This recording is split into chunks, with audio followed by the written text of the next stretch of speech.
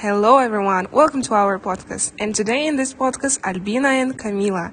And today we're talking about something every global professional faces, cultural barriers and international business. You might think having the right words is enough, but it's not. Communication is about more than language. It's about understanding people, their values, and how they interpret your message. In this episode, we'll explore why some messages resonate and others fall flat, and how to make sure your communication connects no matter where in the world you're working. Let's dive in. So the question for our guest, as a professional translator, what are some of the most challenging cultural barriers you've encountered in your work, and how do you approach resolving them to ensure effective communication? Hello guys. As a professional translator, how do I cope with some cultural barriers?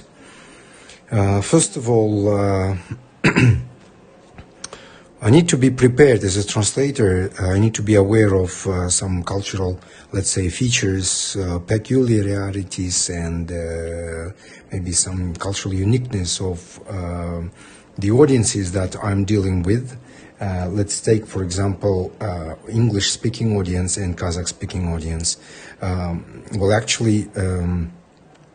Although the world has been globalized and lots of cultures actually gained a lot of similarities, we still can see some differences in some aspects like cultural background in description, in contextual explanation, like expression of proverbs or some quotes with some ethnical background of these quotes, humor, for example. That's why, as a translator, you need to be prepared for that before you translate, before you interpret. First of all, second, if you are caught with such kind of strange situation when the let's say any speech pattern, including some cultural context in it that is difficult to translate, you need to go for some kind of explanation.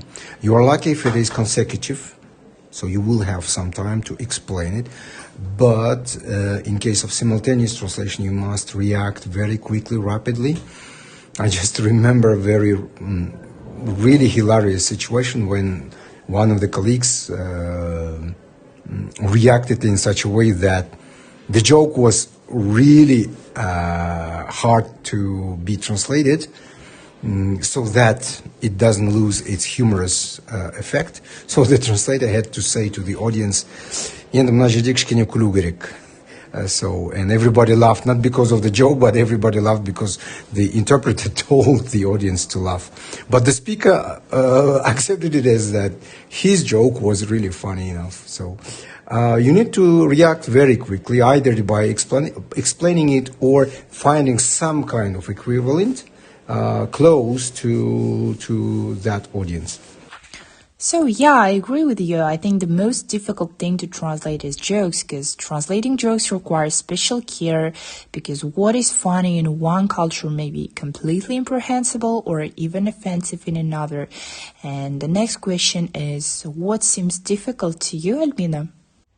Perhaps it's customs and traditions, whether it is a wedding, a funeral, or another event. A translator may encounter a situation where it is difficult for him to understand the meaning of what is happening.